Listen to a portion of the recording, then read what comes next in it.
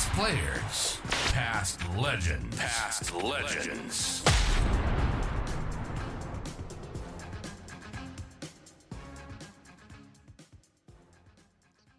Welcome back, and this is part 2 of our interview with Timmy Ginever, and we ended off last time. We'd done the brewery, and we'd also started about how you met your illustrious meeting with your now wife, Ange, Timmy G. There's a story with Mr. Bojangles on memory, Timmy G. Oh, that's correct. And Yes. it was a very popular nightclub at the Newmarket Hotel, Yes. corner of North Terrace and West Terrace, and a beautiful old building it is now. And when we went up there, I went up there as a young man, and I could not believe got up there, and you sort of listening to probably Tainted Love, and maybe a bit of Jack and Diane or something floating around like that.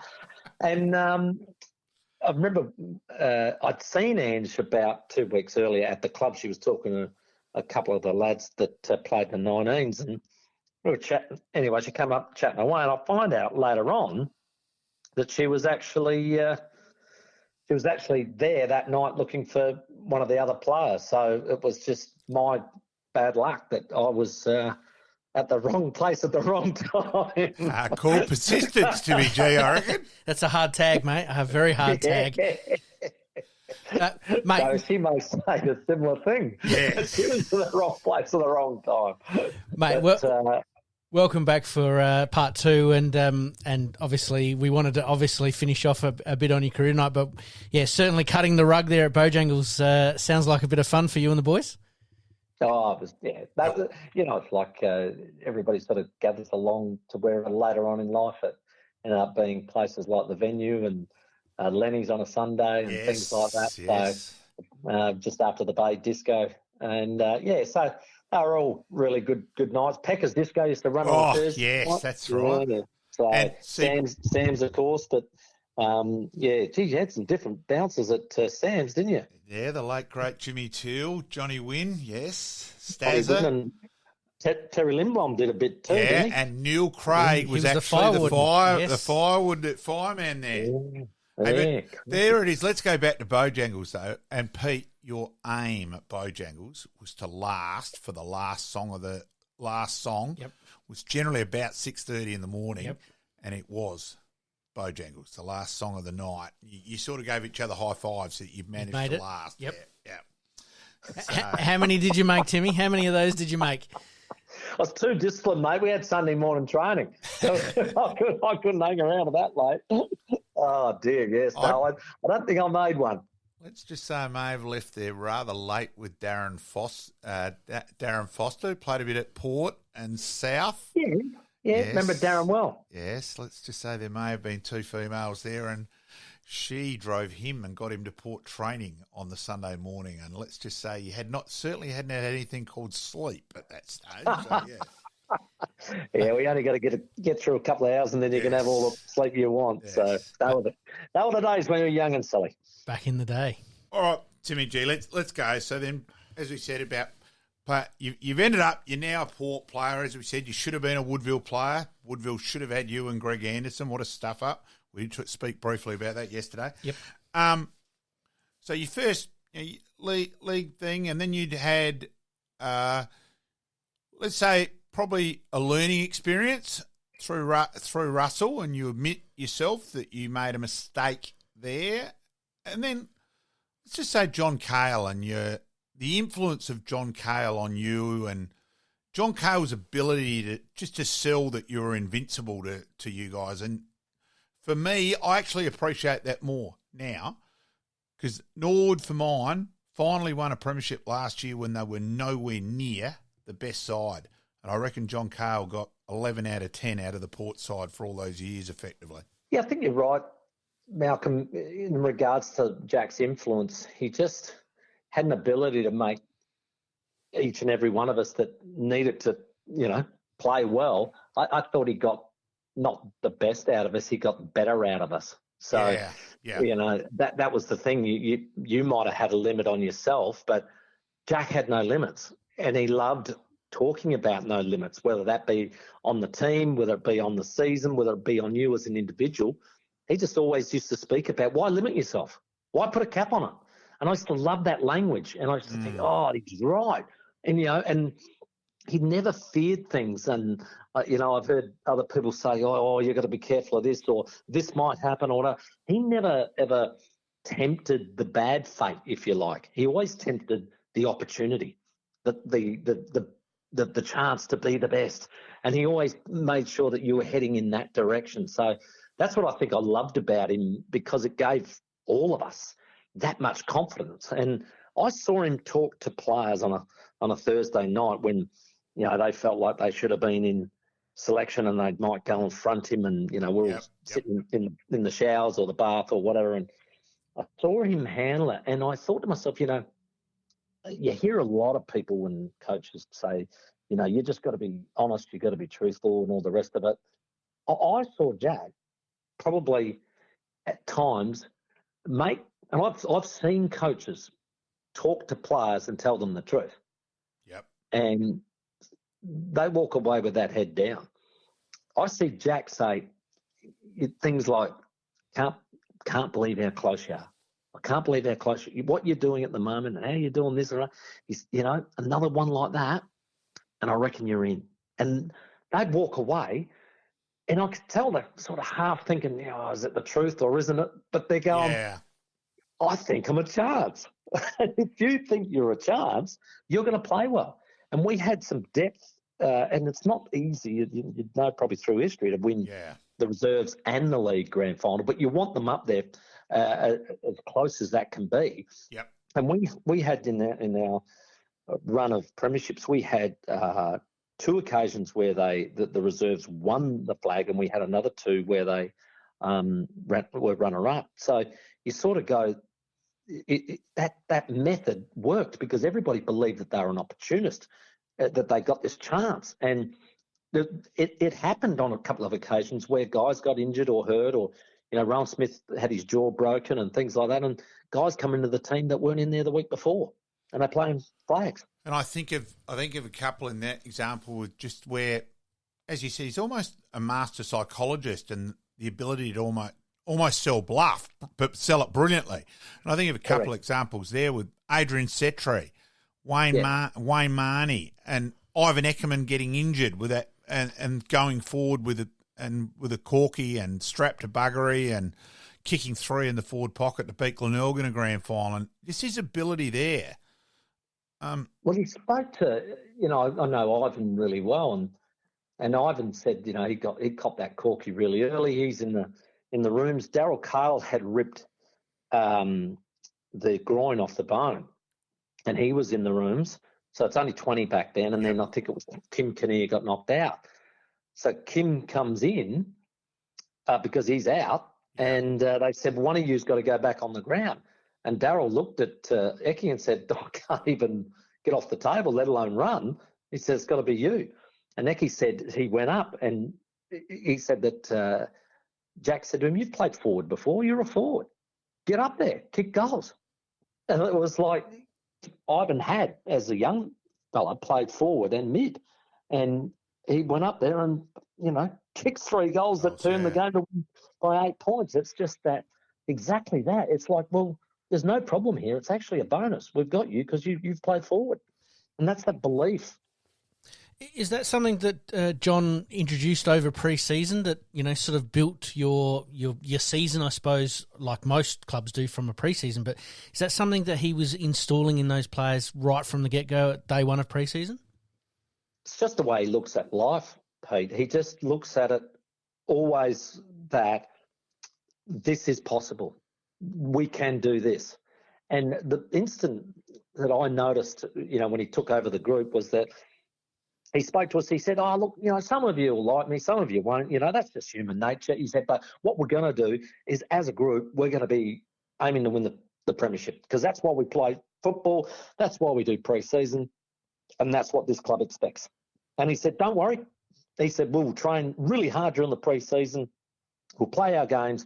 I'll lighten off in the middle. He said, we'll have a little tough patch in around about early August. He said, and then we time our run for the finals. And we were just looking at it as if, wow, there's the plan just been laid out right in front of us. It was the first time I ever heard him speak. And I thought, wow, this is it. We're going to the top. And that was like an October day. It was incredible. Yeah. And you just instantly thought, this is it.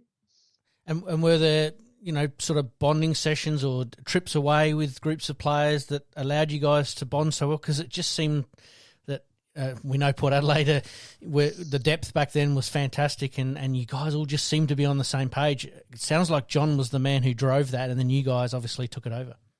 The beauty of it, Pete, was that the majority of our whole group were either a country zone player or a metro zone player, and they'd all come through together. So we'd all played 17s, 19s, you name it. And that was probably Russell's, what would you say?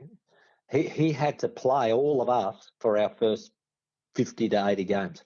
Yeah. And it was, that period with the club nearly went broke at the end of 1983. There's still a lot of people who don't realise how bloody close Port and Sturt were, especially to going under. Going under, and Bob McLean stood in front of everyone and said, it's a 50% pay cut or we fold. Mm-hmm. And it had been released that basically the club was balancing its books by, transferring a player, Mark Williams, a Bruce Abernathy, a Greg Phillips to the VFL and getting that big transfer check that used to come. Yep. And that was basically, we were running at a loss until we got those. And, of course, by the time 1983 come, we'd run out. And there was no big transfer fee coming in. So we were, really well and truly in the red. So it was a tough time, and Russell had to take over at that time. And so he was basically told, you've got to play the kids. And so all of us, and again, it was opportunity for us, and so we're excited about that. But, you've got to go through and learn. And so all of the guys that you would have seen play, like a Darren Smith centre-half forward, Roger Delaney full-back, Hodges Tyler, Fiacci, Marnie, Rowan Smith, Darryl Borlace, all these guys, all of us came through the juniors together. Yeah. So we basically had done all the hard, tough yards together.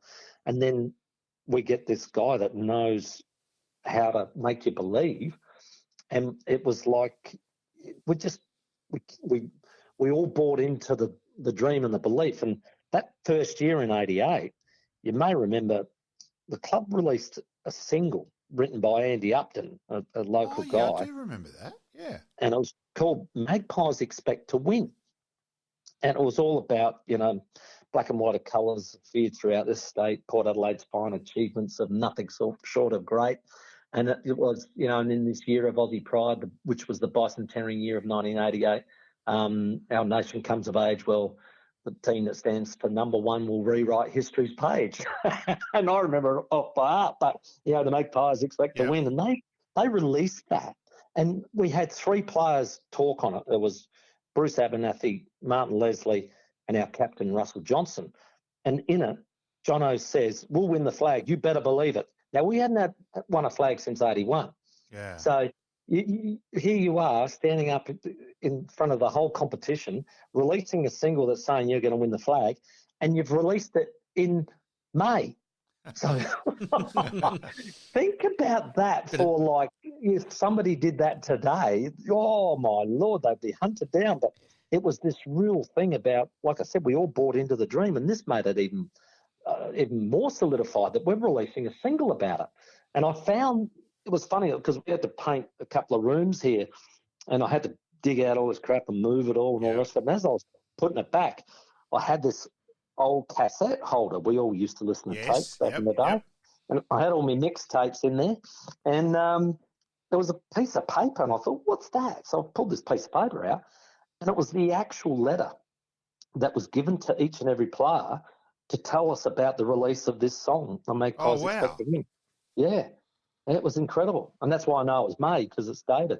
And every player got one. It was amazing. And they had a film clip with it. I think it went to number 17 on the charts. It was just insane. Might have to look that one up, I reckon. It's on YouTube. It's on YouTube. I did laugh that you mentioned Russell Johnson there, Pete. Russell Johnson was going to be centrefold in a magazine, but they're going to have to continue to it in the next edition. So yes. Yes.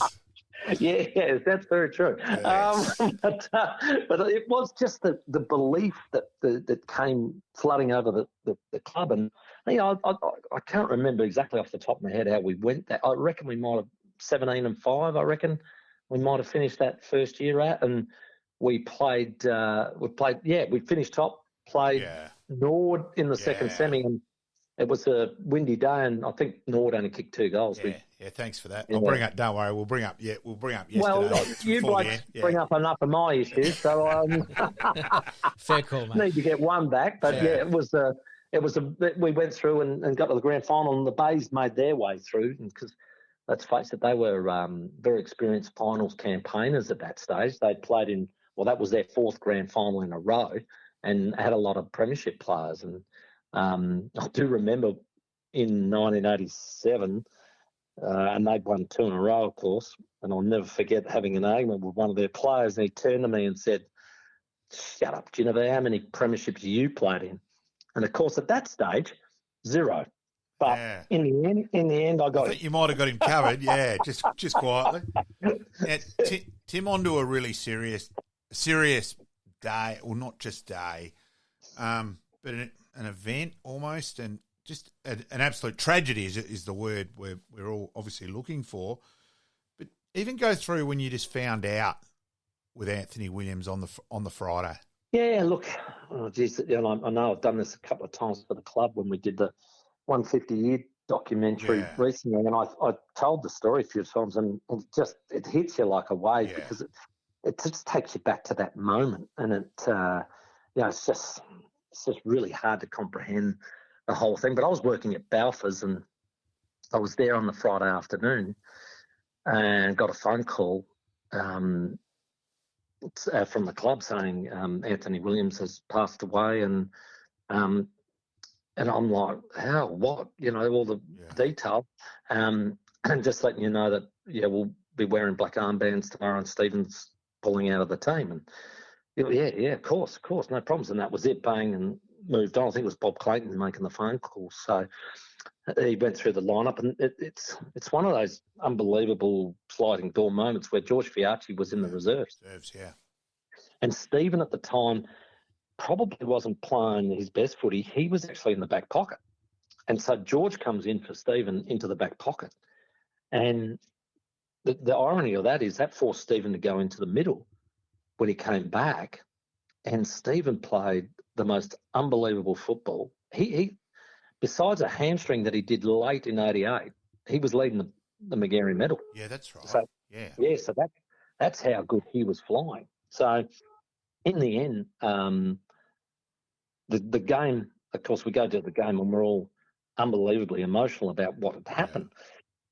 And, of course, Jack speaks to us all and says, now, this is where the situation's at, all the rest of it. We've got, and you've got to remember, prior to this, we had only won 1 in our last 11 encounters against Nord.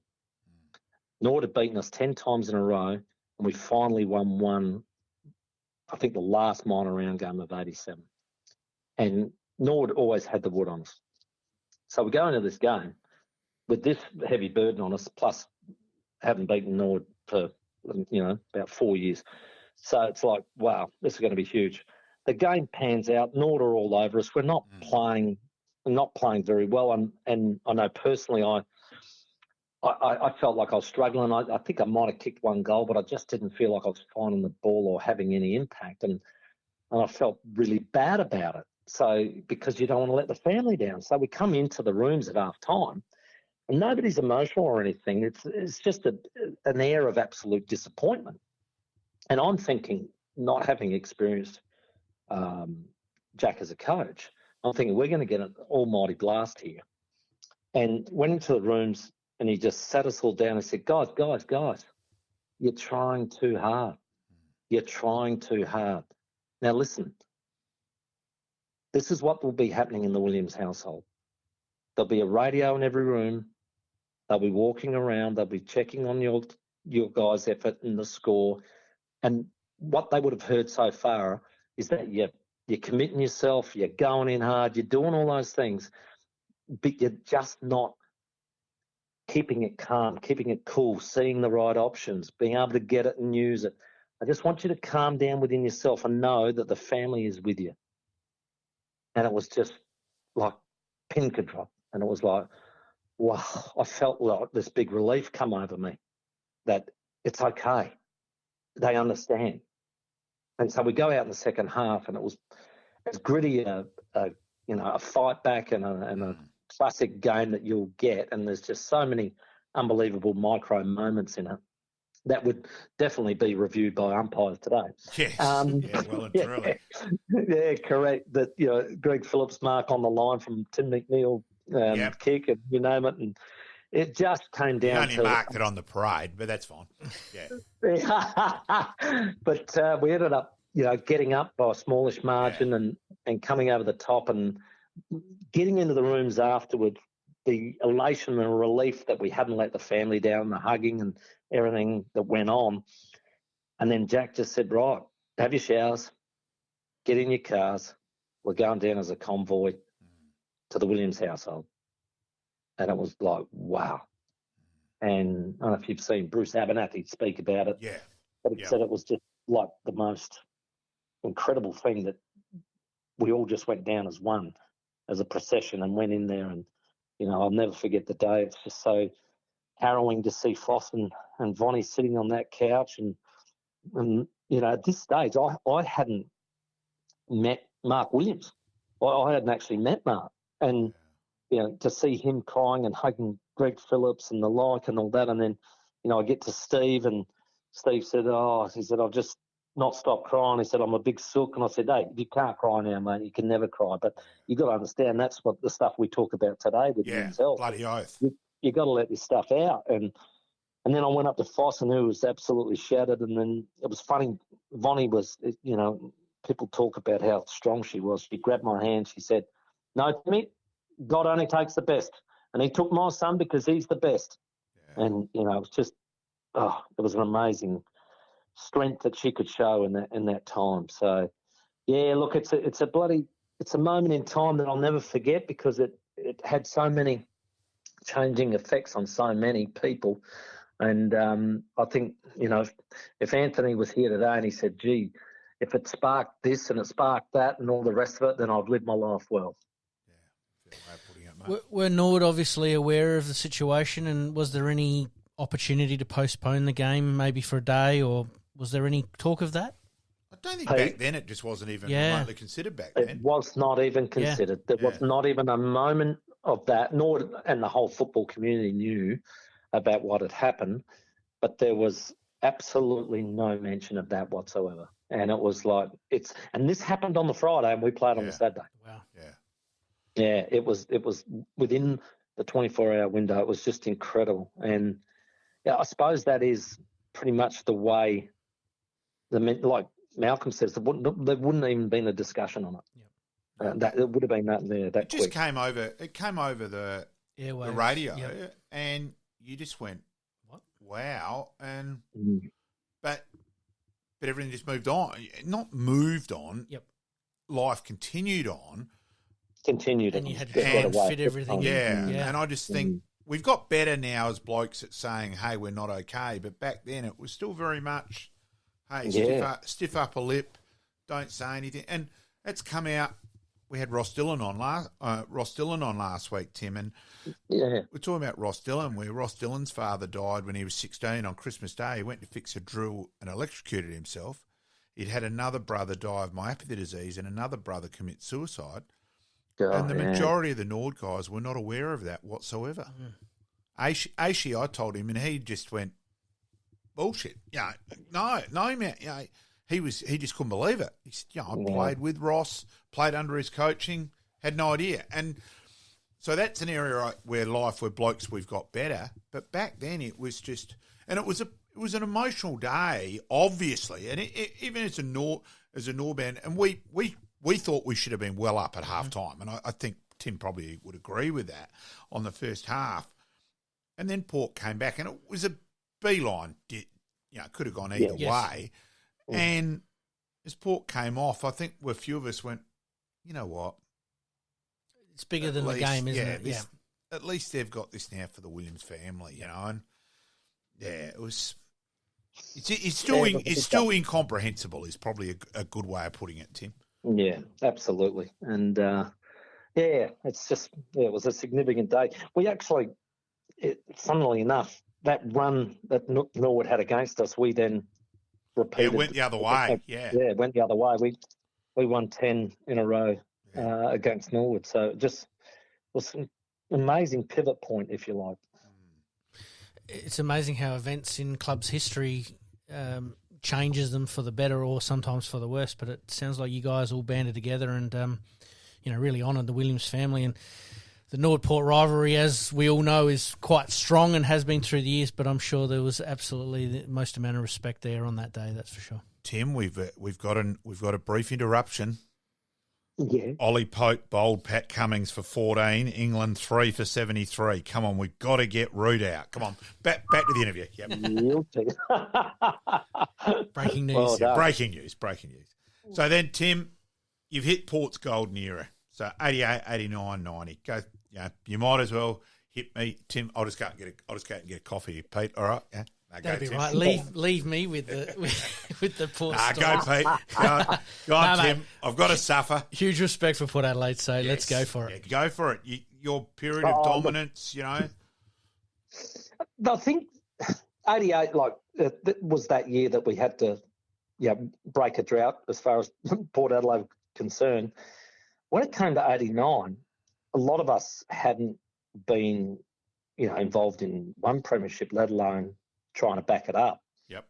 And I think there was this really significant moment in 89 where we won the first game and we played Sturt at Alberton and we won reasonably convincingly. And then following week we played North Adelaide at Prospect, got beat, and I reckon we played the Bays on Anzac Day and got beat.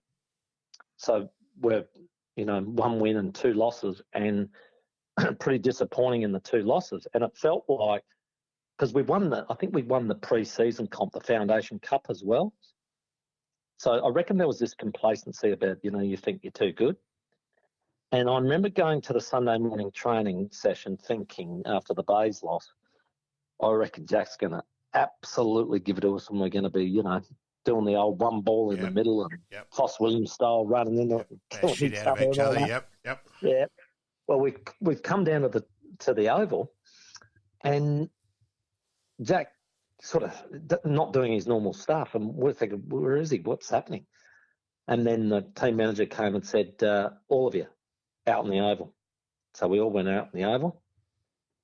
He said, right, now walk around, do a lap.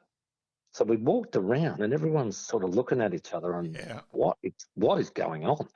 And we've walked right down to the northern end and then Jack's wandered his way down the middle of the ground and then stopped. And he sat us down in that pocket and said, I don't know, some of you haven't won a premiership before, some of you didn't play in it. I'm just wondering whether anybody wants to win one this year. And everybody was sort of looking at each other. Yeah. He said, well, your behaviours and the way you're going about it doesn't seem like it to me. What I want you all to do, he said, we're not training today. He said, what I want you all to do is to go away. No, you're not training tomorrow night. You come back here Tuesday and I'll see you on the track with an interview, want to double up and win a premiership again. Because I haven't seen it. And he just walked away. And it was like, whoa, that one hurt. And it was a real sting in your pride to basically say, I'm not punishing you, but I'm telling you, do you really want it? Because I don't see it. And it was almost that, you know what, I'm not angry. I'm disappointed in you. Yeah. It was one of those. Which hurts more some ways. The spray by stealth. Yeah. You got it. And we all went away. And we weren't playing that great. So this was bizarre, Malcolm, and I know you've got a great memory. We played, our next game was Norwood on a Monday night. Yes, at Football Park. that's right. Yes. Under lights. And we have opened up like no tomorrow because it was going to rain. Yes. And we have opened up fierce and fast and created this huge lead. Now, I reckon we might have been 6 or 7 goal up, I'm guessing. But it was a fair bit. And the rain came. Well, somehow Norwood just kept chipping away and chipping away. Yeah, went and down in the the wire. end, Yeah. I think we only won by 4 points. Yeah, I was going to say 4 points. And yeah, Jeff Wilson will be listening to this at some stage. And it showed him his dad had got a new car and we'd gone back. Oh, no. And we'd forgotten. We're all looking for the old car in the car park. And it's pissing down with rain. And it's about half an hour we've realised, oh, shit, that's right, it's a different car. Yeah. That's again showing my memory. And as soon as you said that the Monday night, I'm thinking, yep, 4 points, Ray. Yep. Yeah, they are. that was the one. Expanses of the car parking at Footy Park back in the days. Yeah, God, yeah. So we got up, and it was like a bit of a relief. But what happened after that, we just couldn't read about. We won 17 games in a row. We played this period in the middle where we played. We were top. We played the other top 4 teams, which were North at the time, Norwood, Glenelg, and Centrals. The smallest winning margin that we won by was 72 points. We just had what I would say the best period of football that I ever played in at Alberton. It was just like, this team cannot be beaten. It was unbelievable, and we were just flying. So I've never played anything like it since. But it was the most dominant team that I'd ever played in. And we beat the Bays at Alberton Oval by 128 points, and they were sitting third. It was just unbelievable. It makes that number 119 look like a cliffhanger, Timmy Jack. Yes. So it was just an amazing run, and it all came to an end in a game that I know lots of Rooster supporters absolutely love, but it was the Father's Day game of 1989. Great game. Yeah, and it was scheduled for Alberton. But what had happened was... That's right, yeah. Yeah, we'd won 17 in a row. North had won 11 in a row since we beat them. And it was like this massive blockbuster. We were clear top 1 and 2, and this was this game was going to decide who's going to win the minor premiership. So they said, we want to shift it to Footy Park. And they did. They shifted it to the Sunday, Father's Day. Yeah. And 37,000 rocked up to Footy Park to see it. Unbelievable stuff. Unbelievable. And it was one of the all-time great games. It was a classic. I think we got done by 3 or 4 points, not much. And it had everything. It had fights. It had terrific goals. It had high marks. It had a lot. It was an absolute cracking game. And then we lost, so there was only one game to go before finals, and then we played Norwood the following week, got beat by 10. Yeah. So we went from the old, what they say, the chocolates to boiled lollies. We've gone into a final series for the first time, sort of not on a high. We've gone in on a low. So we played Centrals in the qualifying final, and we were struggling. And I'll never forget the moment I think it all changed. And that was Simon Tregenza. As you know, he had a magnificent year in 89, really burst on the scene. Yep. He's lightning quick. He's bouncing down the members' side at Football Park, and he's being pursued by Stephen Schwerd, who we know was super fit and fast himself, and he's trying to get there, and Wayne Marnie came off his man and ran straight through him and cleaned him up in what today is a magnificent shepherd that probably gets 6 weeks. 6 weeks, and took him off his back. He kicks it down. Scotty kicks a goal, and the whole game changed. It was like poured it back. And it was like the care for one another's back. And it was incredible. And it turned the game. We won by massive margin, and then beat North in the second semi by probably only about 3 or 4 goals. Yeah. And what was a good game. And then, of course, the grand final, we all know, was a bit of a disaster, I reckon. It was bizarre, wasn't it? It was so weird. I went along as a neutral. Mm-hmm. This should be a great game. And it was just really weird that it wasn't even a contest virtually from very bounce. from the first bounce, really. But I reckon you had it won effectively, probably 15 minutes in or something even. You know, at quarter time, I walked in. I've got to say, before the game, I looked at Andrew Obst and said, we're going to have to play the best we've ever played to beat these blokes. Yeah. Because I felt like their midfield was probably one of the best going around. And by quarter time, we had the breeze, which was, a bit blustery and unusual. As we were walking in, I said to David Brown, I said, I don't think we kicked enough. I think we might have kicked 5-4. I said, I don't think we kicked enough. You know what they're like? They're a goal-kicking machine, So we get in and go, right, we're going to have to be really steely in that second quarter.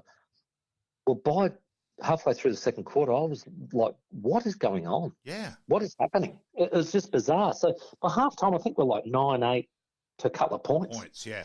It was just bizarre. So in the end, like, we were going to go into the third quarter with a strong breeze again.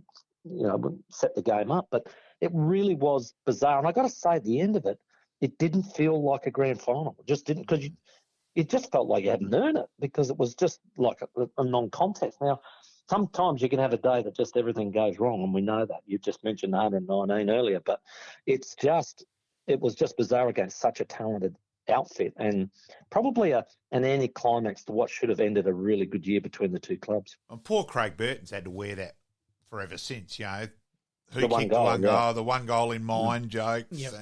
And it was just such a bizarre game with what should have been, the Jarmans, Hart, Sim, etc. Simsy, they were good, very good. But look, it was, and unfortunately, I know it fractured a few relationships at North at the time, because Doug Smart and Andrew Jarman went to Norwood the following year. So, which was unusual. 90 was a strange year for us in that we lost a couple of players, like Delaney went to Fitzroy, Andrew Obst went to Melbourne. So we're sort of resetting up again. And then we were going through okay, but we weren't really turning much on. Then we got Ben Harris and Mark Williams back from Brisbane. And that sort of changed the dynamic a fair bit, because if you know Mark Williams, he can change any dynamic in any room at any moment. And not like you to make an understatement, Timmy G. Oh, but it was amazing. And what I suppose I loved about Choco was he could absolutely take over a room and dominate the rest of it. But if you said, hey, shut up, he really respected that. Yeah. And it was almost like, so you're prepared to stand up, and fight. That's great, So we ended up being really good mates, and used to go to Faster Pastor every Friday and have a good chat about what we're going to do and how we're going to do it. And he was already coaching back then. Don't worry about that. He already had it in his blood. So it was amazing. But it changed the dynamic for us a bit. And then I wouldn't say we were dominating the comp at all. We were sort of in that top three. But then that fateful day happened in August, when the front page of the paper said Port are going in the AFL, and wow, did the proverbial hit the fan.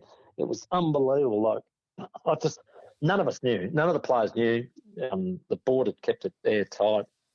And, when the whole thing launched, well, it's pandemonium, and nobody knew what was right, wrong, or whatever. Yeah. What I loved about the club was they basically said, you blokes, you got nothing to do with it. You're playing footy. You keep your head down, bum up. You got to get on with that.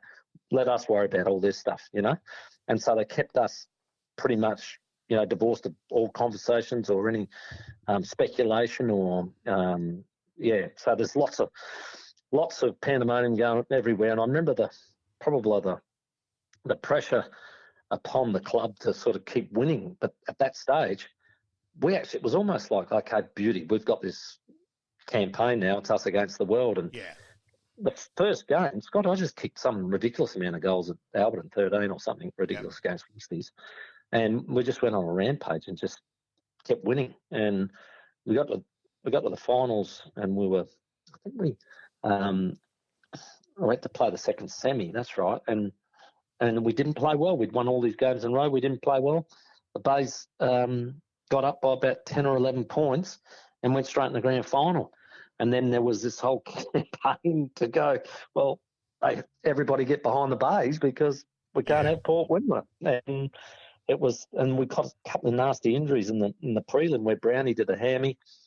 I rolled my ankle, and Rowan had his jaw broken, and so we were going to be down a couple, and that's when Adrian Setri comes in. Yeah.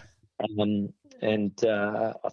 Wayne Marnie came into the side as well, and Wayne played really well, especially in the first quarter. He had an awesome start, and we played on what I would say an epic grand final, and it was just amazing. Scotty kicks the record and hurts his knee, comes back on, and just a really quite an amazing day. We already knew that we'd lost the battle, and that the AFL decided that it will be a composite side, and so we sort of knew that, but we wanted to take the trophy home anyway. So, Tim, has it ever really come out? And did Port actually say in the end, well, to you guys, even as a group, this could be breaking, that hey, we actually got stitched up, and that the AFL were always going to have a composite side first?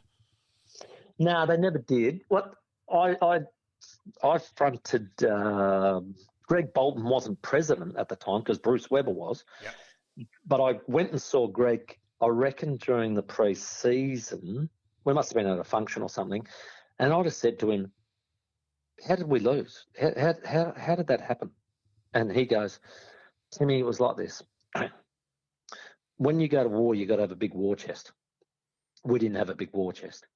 So what was going to happen is they were going to just keep slapping injunction upon injunction upon injunction, and we didn't have the money to fight it.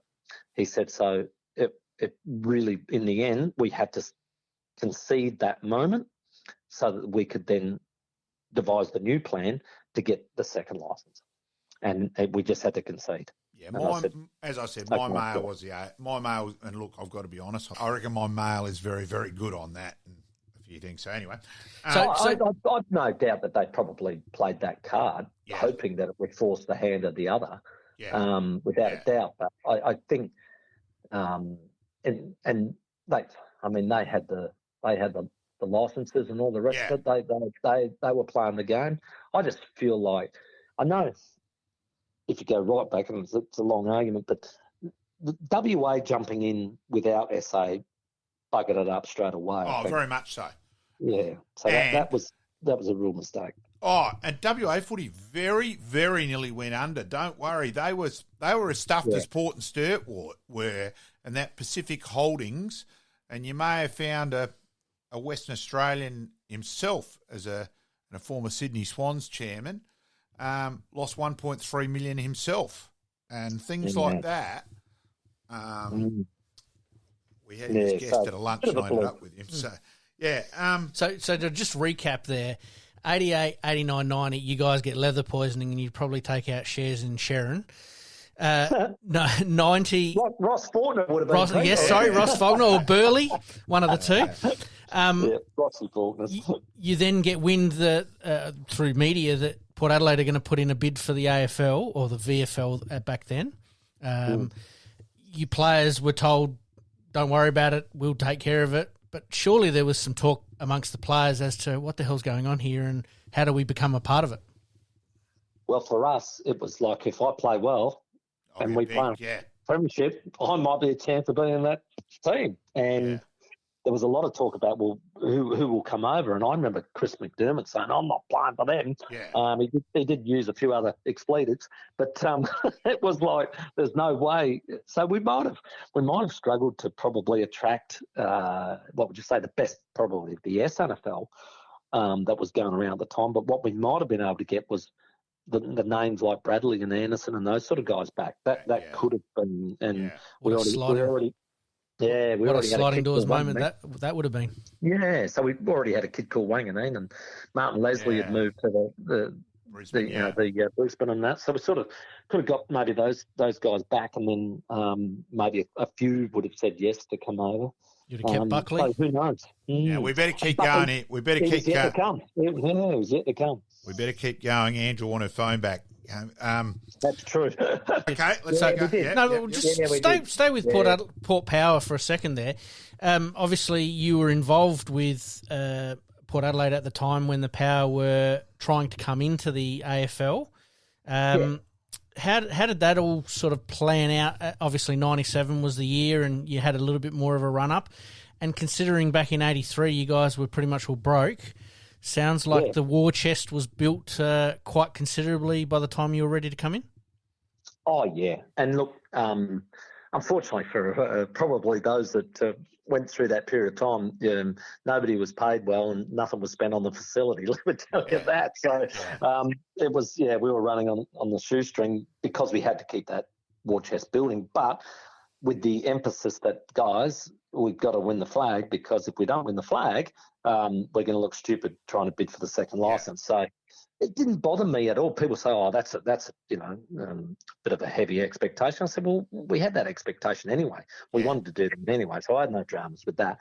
I think what happened initially, though, the Crows come in, and I think we all know that the euphoria that went around the Crows at the time was probably unexpected and quite frankly over the top. Oh, yeah, it was ridiculous. Oh, it was ridiculous. It was unbelievable. And a lot of the guys that were either in that squad or guys that had tried out. Now, the top, I think they picked 75 guys to train or something like that. And ended up with 52. Yep. 52.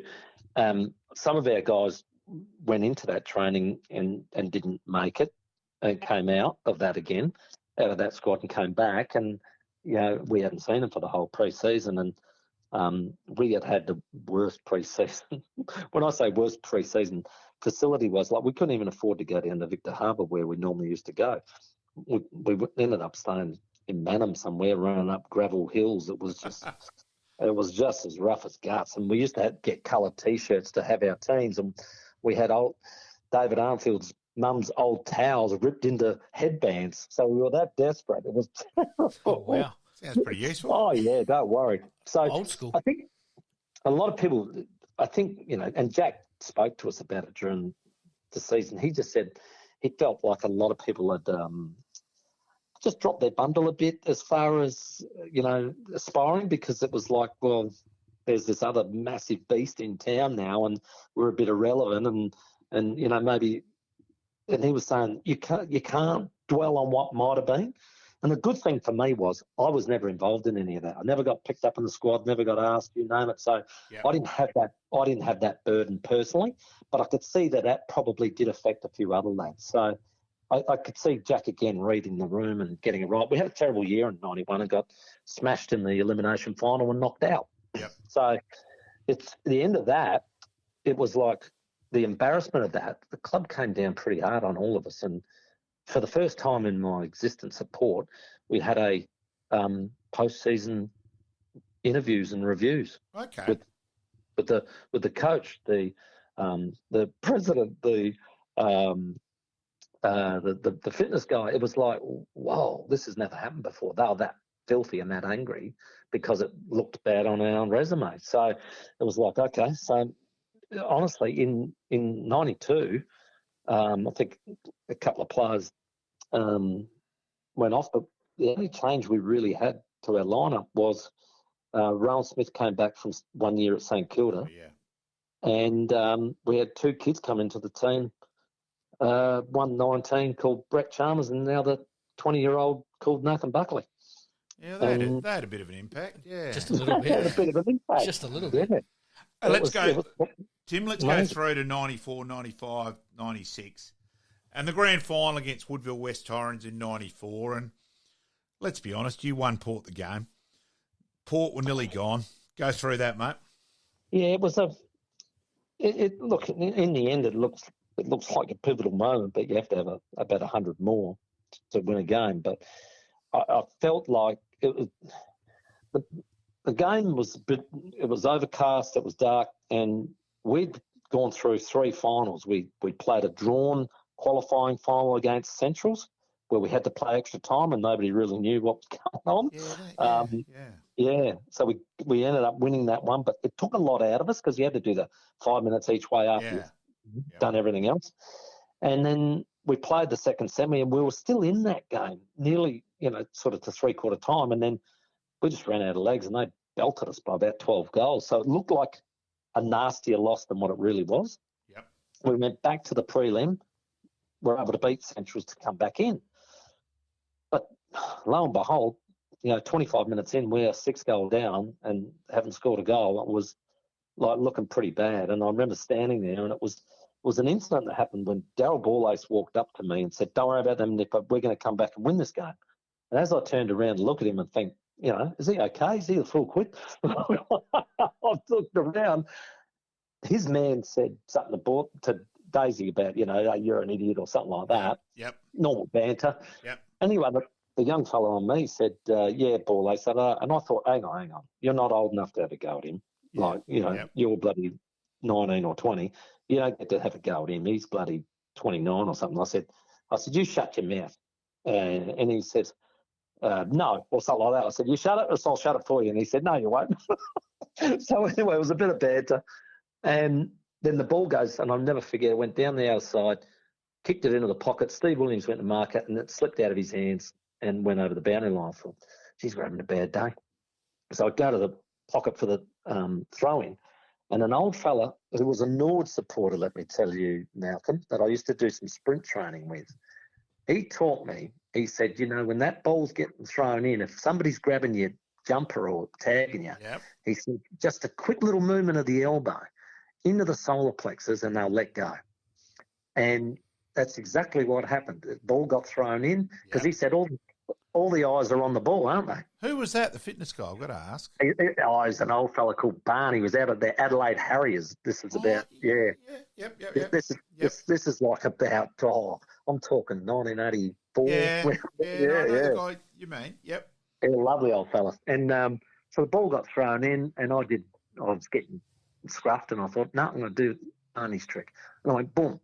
And I heard him go, oh, and I thought, beauty, got rid of him. And I thought nothing else of it because it's something you do 100 times at stoppage. And I've jogged off. And then I just turned around. He's got the second wind and come full pelt at me to hit me. And I thought, well, I've got to get in first here. So I got in first. And I thought, right, beauty, it's fallen over. And I'm about to put the second one in. And about 10 blokes jumped on the top of me and just started goking at me. And I thought, I heard the whistle. I thought, oh, God, it's a bad day. I got reported. And he said, free kick, Timmy Ginever. I thought, you beauty. Couldn't believe my luck. Went back. I'll never forget the replay. Paul Northeast pointing to his head going, that's smart, Nipper, that's smart. And I'm thinking, you don't know half the story, mate. And so I went back, kicked the goal, and automatically it changes the mood. And Darren Mead had just gone into ruck. He rips it out, kicks it long. Scotty takes a one-handed mark, and the guy that gave the free kick away to me... Glenn Freeborn, yep. No, Glenn didn't give it away. Sorry, it wasn't Glenn. No, that's right. It was Kennedy. It was Kennedy? No, it wasn't Kennedy. I'll get his name in a minute. Hannum. Right. He then jumped on Scotty after he marked it and gave away 25. Yeah. And so Scotty kicks a certain goal. So rather than 6 down at quarter time, you're only 4. And we knew from that moment onwards, okay, boys, we're going to eat this elephant bit at a time. And it by 3/4 time, we felt the momentum had totally swung. I agree. Yeah. Watching it, and obviously I was, Bruce Winter's coach, and so there's a connection there, and obviously it's against Port anyway, so I'm going to be barracking for the opposition. And at 3/4 time, I thought, Port have got this. Yeah. Yeah, I had it's amazingly, we went back to what Bojangles developed into Joplins with the extension. Yes. I had... Geez, we're reliving our life here, Timmy G. Yeah. The night of the 94 grand final, walked in there at about, I don't know, say 2 a.m. and stayed till 6 a.m. with Bruce Winter talking. Can you believe that? Yeah, I reckon Bruce has told me that somehow. Yeah. And he said, I've got to get out of here before I start thinking that you're a good bloke. Oh, God, that was a good laugh. But he's a great bloke. I think we got on really well. I mean, I said, mate, you bloody caused me pain 10 years ago in 84, so if I can give a little bit back, I'm happy.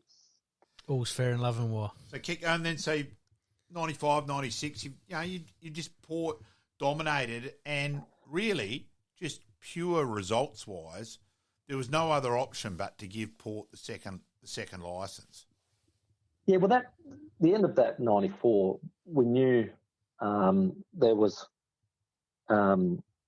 Schwab and Oakley sitting in the crowd when the last quarter happened. And I saw, when I walked into the change rooms afterwards, I saw, board members flying at one another, hugging, kissing. They knew that was the sealer. And that makes sense. They'd made the comment that they said, geez, this is as loud as the MCG. This is incredible. They just couldn't believe the passion of this team coming back from nowhere to win a grand final by 6 after they were down by 6. So the decision came shortly afterwards, and that the licence was coming. And so by 95, we knew we were going in to the AFL at some stage. And it was supposed to be 96, but they postponed that because of Fitzroy and the 100th year of the VFL, which was a bit disappointing for some of us older chaps who thought we might sneak in. That 1 year is pretty important. That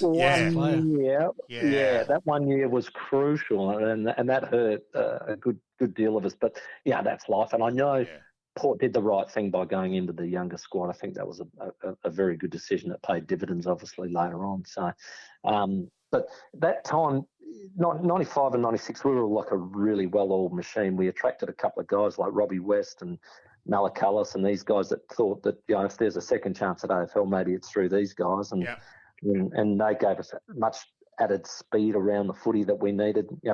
Me and Stephen and, Daryl Borlase, we could win the ball, but we weren't quick. So it was great to get those guys around us who could just explode away, And so it really gave us a good mix. And we had good, solid, consistent years in both those years. And, we played Centrals in 95 and, it sort of hurt me a bit walking into the rooms because Alan Stewart's always been a very good friend and a mentor for me. Oh, and, of course. Yes, with your having to see the disappointment. Coach, having to see the disappointment on his face. And I said to him, look, they're getting harder. I said, but what you're doing here with your boys is unbelievable. And, you really should build a statue for you down Elizabeth because I said, bloody oath.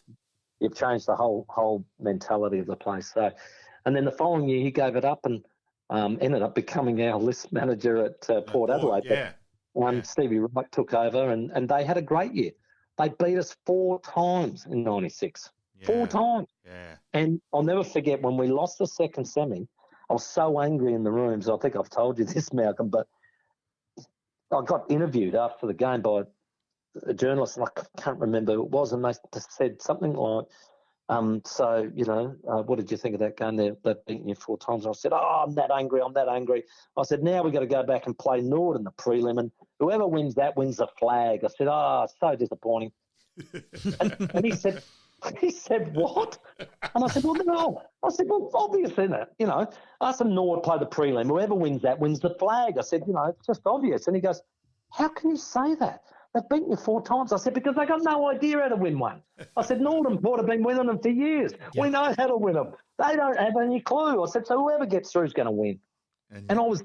You're bloody right, yeah. Well, I was right, but they wrote an article, something about arrogant Ginever dismisses Bulldogs. Well, you were still correct. But what I was doing, there was the belief system Jack puts into us. It was basically, no, don't get arrogance mixed up with belief. They're 2 totally different things. Yeah. And belief has substance behind it, and arrogance is just a statement. So it was absolutely true that we believed we could win. And as you saw and turned out, it was one of the classic prelim finals of all time. Tim. Was that the one with Scotty Hodges kicking it? Yep. So on that, Tim, I'm actually went reasonably serious health problem. I'm in hospital and I'm pretty crook. And let's say when Hodges has kicked the goal, a radio came off second best at Burnside Hospital. In runs this nurse thinking that I'd collapsed on the floor and went code blue and goes, oh, football, is that all? And let's just say my reply back made sure that I was no chance to win the Burnside Hospital Patient of the Year award. Such a great year after Port have bloody come from nowhere to win us and a smash radio everywhere on the floor. Yeah, yes. Oh, classic. I appreciate that because, yes, we've all had those moments in our footy career. So Scotty's free kick, how confident were you with him kicking it? No. I've honestly said this to him himself. I started setting up the zone for the captain. Bloody wish it had missed. I'm screaming and yelling at everybody else to set up in the zone because I wanted to hold it in and trap it and try and score. And because he'd missed 2 dead in front just prior to that. And that's right. I thought, well, this is almost impossible. Breeds was going left to right. He's nearly 50 out. I know he can make the distance, but, anyway, it goes back. And the minute he hit it, I just started heading back to the centre square. Yeah. I just could not believe how well he hit it. It didn't deviate. No. It was an amazing kick. Incredible. We saw some footage, obviously, this week with Nord playing Port at the parade with Scotty doing that. And the free kick, as a Nord supporter, I reckon it was there, but it was right in front of the umpire and he had no choice but to give it, and Scotty just flushed it, didn't he?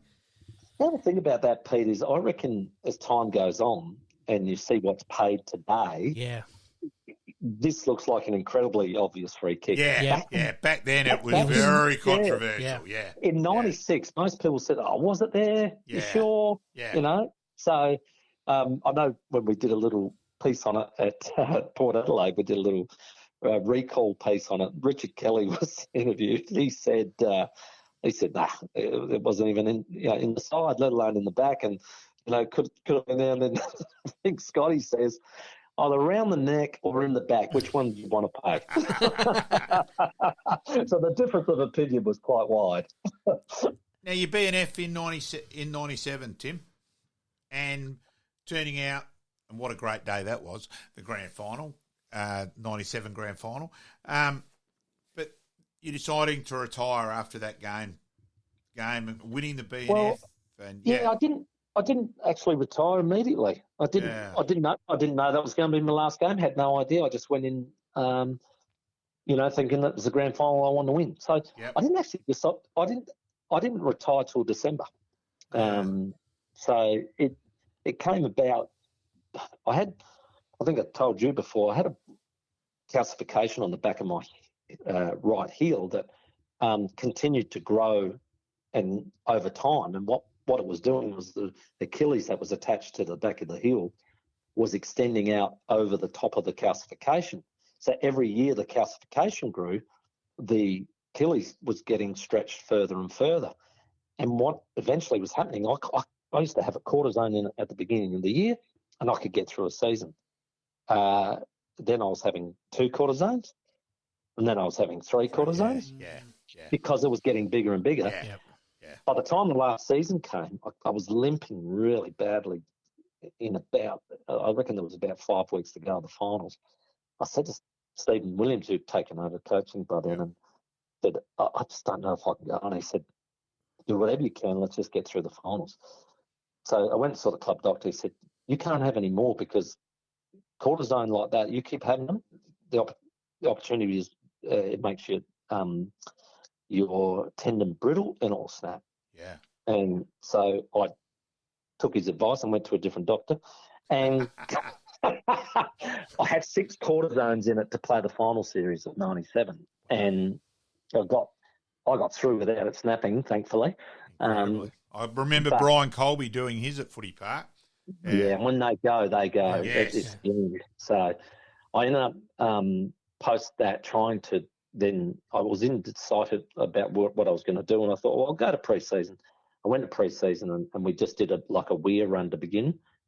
I came stone mudderless last and couldn't even hardly complete it, and that was embarrassing. And I just said, I think I've got a serious problem here, Steve. And he said, well, go and see what you have to do, So I went and saw some specialists, and in the end, he said, we took MRIs and pictures of it, and there was an inch of calcification on it by this stage. Incredible. And he said, we've got to operate, take it off, shave the bone back, reattach your Achilles. I said, oh, shit, that sounds a bit nasty. I said, how long would that be? He said, it's about a 6 to 12 month recovery. And I said, mate, I'm 31. I've got to be back out there, before Christmas. And he said, yeah, you won't be doing that.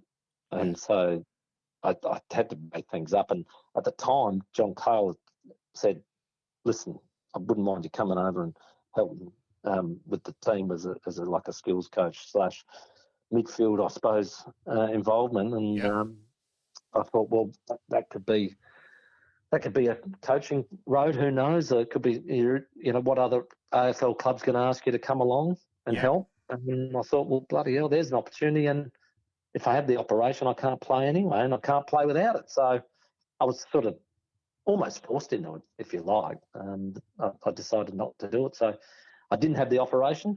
I retired. I went with Jack for that year in '98 at the Power, which was a really interesting year, considering still won 9.5 games and just missed the finals, which was amazing for its second year. But in the end, a year later, I couldn't even do a lap of the oval, so I had to have the operation a year later. It was true. It took me 12 months recovery as well. So, and then coaching Port Magpies.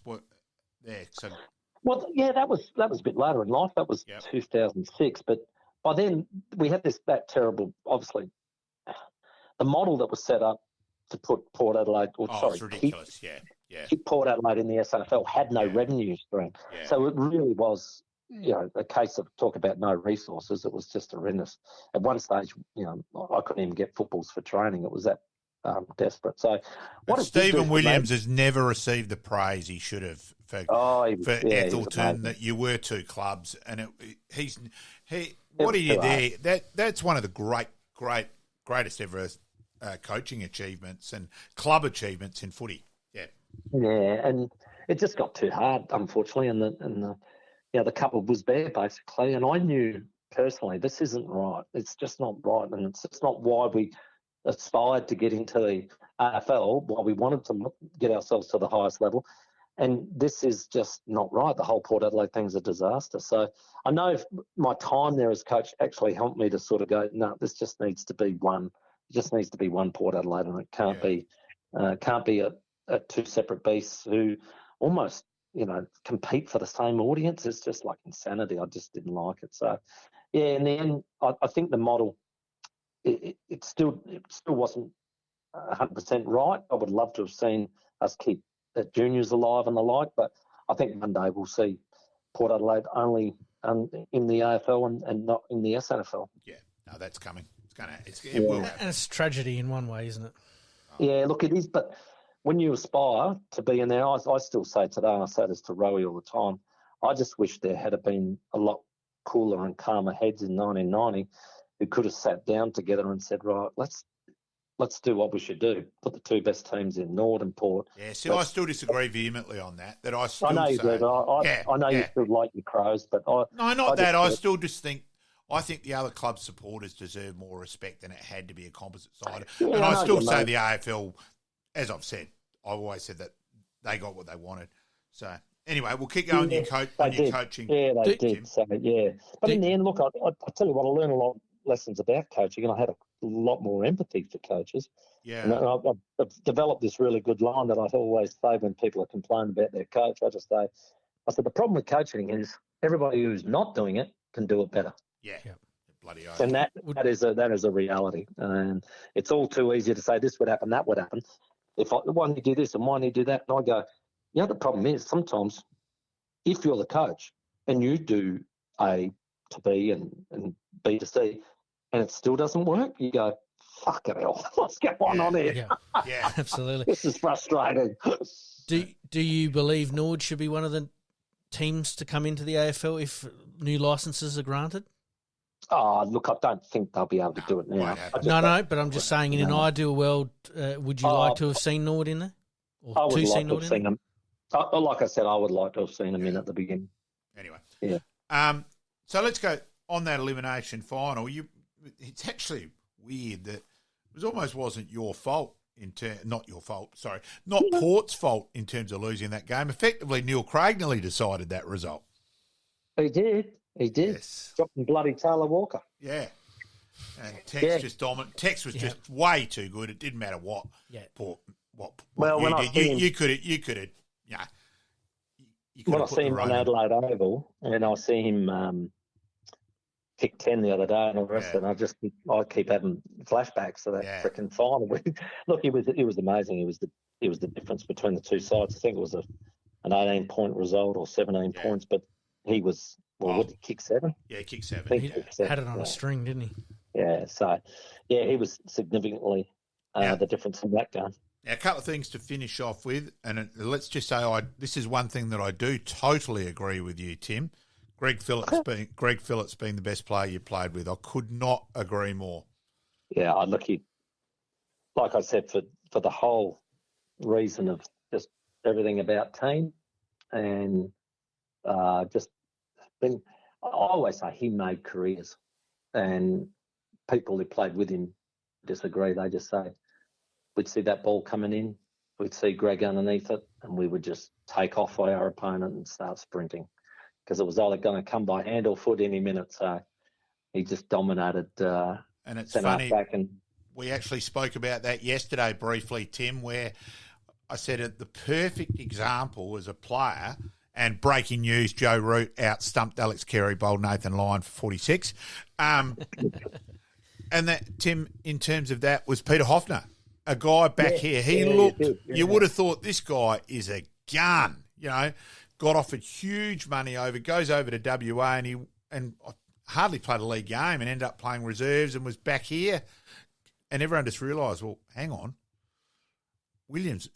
Phillips was so good. Mm-hmm. And as a Nord supporter, look, don't dare think I didn't respect Russell and all that, but we still had Rod Seacamp, Michael Taylor, who had great records on Russell. Robert Comp did for Sturt and all that, but Greg Phillips was the one. It didn't matter what any other side did. His ability to read the play and then give it off with a handball. And I admit, if I'm picking my best ever side, it's out of Greg Phillips or Ross Glendenning at centre half back. So that shows how highly I regard Greg Phillips. Yeah, I can't disagree with any of that. And now one of the greatest characters you played with, and look, it's funny that go back there with you in that regard, where I first met you, was umpiring when I umpired you at Woodville High, was umpiring Rowan for Taparoo, I reckon. I'm trying to remember what's yes. Taparoo. Yeah, umpiring, and he played in a beanie at school and that. That's right, yeah. And just umpiring Rowan. I had to meet Rowan a bit, and then just have got to know Rowan a little bit over the years through, basically, if you go to Port Districts, and if Rowan's not there, ring the police because something's happened. Yep. And, there was one day there and Rowan, he knew I knew my footy, and we ended up talking, and because it was at Port Districts. He's there in cricket as well. He's watching Port Districts on a Saturday as well. Like, I think his car just drives itself to Port Districts on a Saturday. The original Tesla. And just end up chatting away with, and he's an absolute character. And tell the story about him turning up to the grand final with a bag, because that is, for Port supporters out there who don't know this, and anyone else, it is one of the great footy stories around. Go for it, Tim.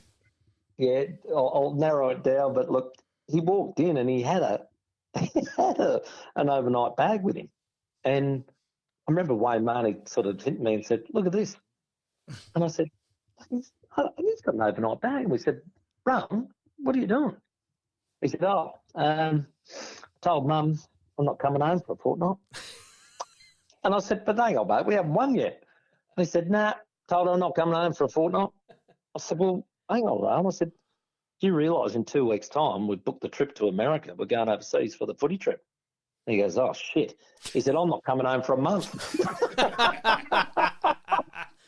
Oh, that's unbelievable. He did not give a shit whether we won, lost, or whatever. He said he was not going home. He's a character. And I tell you what, he's just that quiet person in the corner. But geez, you don't want to start drinking with him, because Rowan's fine, but you're non-compos mentis. He goes all right, just quietly. Jack was always hot on Sunday morning training. He'd say, "I don't care what you got up to the night before. You can rock up in your clothes that you were wearing, but you be here before 9. Okay, that's the rules. 9 o'clock, I shut the door on you." And he was true to his word. And Rowan knew this, so Rowan would say to me, "Now listen, when you get to training, you see my car, just look in the back seat." And he said, "If I'm in there, knock on the window and get me up." So I come past many a day and just check and see if he was in there or not. And many a time he was. And he'd come in, and Jack wouldn't care. He'd go, "Get him some shorts or something, will you?" And and we get the week begun that day. He reckons we go for a jog, get it out of our system. Boys who would normally not get their injury seen to get onto that early, and everything starts the process again. And I loved it. And some of our Sunday mornings, as much as it was painful waking up sometimes with hangovers, it was like, you know what? I love the Sunday morning feeling, especially when you won. You get to talk about it again. You're with your mates. You have ice, and they'd always put a breakfast on. You know, you pay $5 and get bacon and eggs, and we'd sit there, and you know what could wind up into another session anyway. So it was always a really good bonding day for us, and I think went a long way to us being so close. Now, too, Tim. Now you've been in the media now for a long time. And let's go back. There was the time there where Port Power kept losing in the finals, and you used to get a caller quite convincing each year as Anna Kournikova, because Port had lost in straight sets again. Yes. Hello, it's Anna Kournikova here. And let's just say Tim was ready. If he could have killed me through the phone at one stage, he would have done it. Yeah, you know what? As much as that might have rolled me, you know what? There was a moment where I could have jumped through the glass at the MCG. And you know me, Malcolm. I don't shove anything in anybody's face. I never have. I'm not that sort of bloke. Yep. And I'd say John Cale's probably one of the most humble and gracious blokes, depending on whether he won or lost. Yep. Well, John and I were working for Triple M Adelaide, and we were part of the commentary team that went over for the 2003 prelim between Collingwood and Port Adelaide. Collingwood beat us quite convincingly, and we heard this massive smashing on the window, and I turned around to see Eddie Maguire and Dermot Brereton doing the choker hold around their neck to me and Jack. That's pretty dumb. Wow. And I just looked at him, and I looked at Jack, and I said, "Can you believe this?" And I just looked back at him like that. And I think the look on my face made him sort of go, "Oh, yeah, they're not laughing at that." And it was like, I just could not fathom that two grown men of that stature could behave like that at that moment. I do admit too, what your TV broadcast, my favourite is 2014, where you got very, very frustrated with Kira McGuinness dominating the game, and I reckon you might have made a move if you'd been coach. Let's say that came through pretty strongly, and I did enjoy that, Timmy G. I'll tell you, Pierce Seymour plays very similar, doesn't he? He did yesterday. Yeah, he had a great game yesterday. Yeah, he was very good. So, yes, I tell you what, you have those moments, and that's footy's a bit like life, isn't it? You have these incredible, exhilarating moments, and you have these incredibly disappointing moments, but they all teach you things in life, don't they? Yep. Mate, we will get you out of here on this one. Like we like to do with most of our guests, we like to ask them who are your toughest opponents that you played on, and maybe top 3 or top 4. I know there's probably too many to name, but there's probably a couple in there that stand out. Look, I think just the best rover, I reckon, probably since the war is John Platten. It was just a pleasure to watch him. Yep. I only played a few years against him before he left, and I just thought he had everything. He had speed, he had courage, he could jump high, he could kick long, he could take screamers. He had everything I didn't, so he was amazing. So I think that he's definitely the best rover I ever saw play, which was obviously my primary position. From there, just in lateral life, I got to play.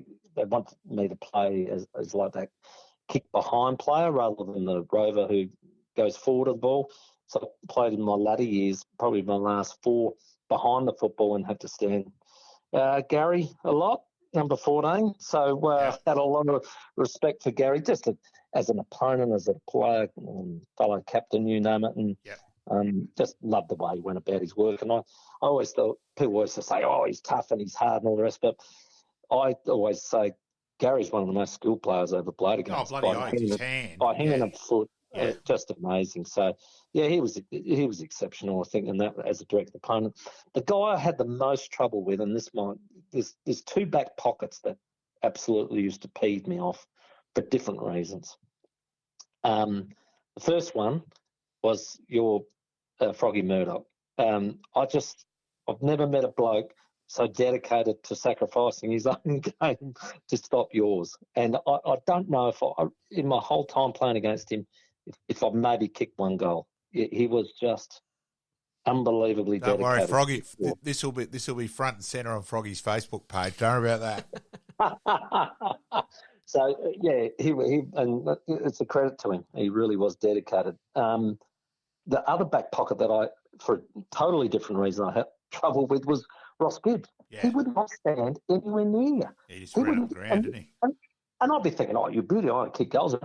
What would happen inevitably, the ball coming high, and next minute he'd be standing on my head taking a hanger. Yeah. And I used to think, what the? Yeah, so he was really frustrating. I know, talking to Rowie, he said, oh, Gibbsy. He said, I never got to go on Gibbsy. He was a nightmare. Yeah. So, yeah, it was funny how you had some players you just matched up on beautifully and thought, yep, I'm going to have a day out here. And then others you just thought, oh, geez, this not this bloke again. So I had a lot of, and I could keep going for a million years and name a million blokes, but I just loved, the guys that were just hard at it and just, Roger Gurdon from Central's had a lot of respect for because, he just always gave you a context and you knew if there was a 50-50 ball, Roger's not pulling out, I'll tell you right now. So I love that stuff and it was good. I was over many, many eras. I admired the way in my early days of the setups that, Keith Thomas and Neville Roberts would work out together, Michael Aish, yeah. And of course, you're only as good as your last game, though, Tim, in terms of that. So obviously, Nord and Port yesterday, you bloody beauty, Liam Robinson. 7 points, and how's the irony? Yeah. It was a 7-point result at Alberton, so that's amazing. I thought that was incredible, and I saw bloody Dale Fleming after the game, and he said, "Oh, we got the cup, Timmy." I said, "It's a draw, you idiot." And he said, "We're keeping it." I said, "You're making the rules up as you go along." we're the holders, so we keep the cup. Yep. Still the most important trophy in world sport. I love it. Excellent. All right, boys, I better fly. Yeah, I was just going to say, mate, we'll finish off on this one. Obviously, your media commitments with Triple M there initially, but now you're currently with 5AA and commenting with Rowie. Managing to put up with Rowie. That is your greatest achievement in life. Bugger Ange, mate.